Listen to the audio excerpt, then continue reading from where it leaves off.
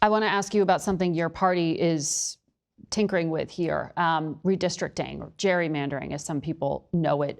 You've said you don't like talking about it, but all options are on the table when it comes to your state. There's only one seat here that is actually Republican, and it's a seat held by Representative Andy Harris.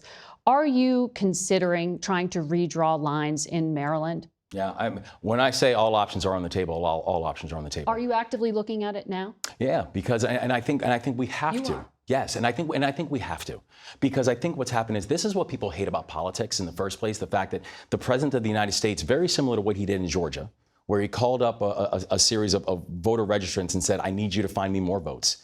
We're watching the same thing now, where he's calling up legislatures around the country and saying, "I need you to find me more congressional districts." He's doing it. That may be different, but Democrats redistrict. You know this. Yeah. But Gavin Newsom's doing it right now. A few years ago in New York, we saw this. This can backfire. Do you really want to go down this road? I want to make sure that we have fair lines and fair seats, where we don't have situations where politicians are choosing voters, but that voters actually have a chance to choose their elected officials. We need to be able to have fair maps.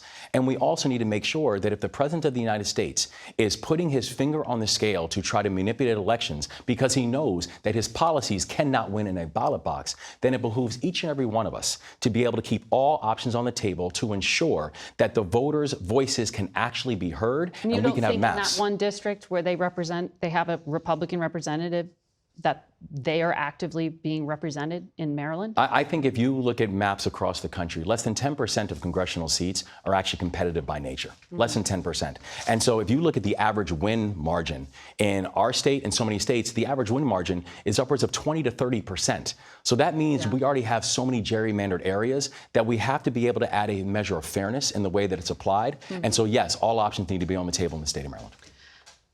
And you're looking at it, you said. Yes, Governor, thank you for your time this morning. Thank you so much.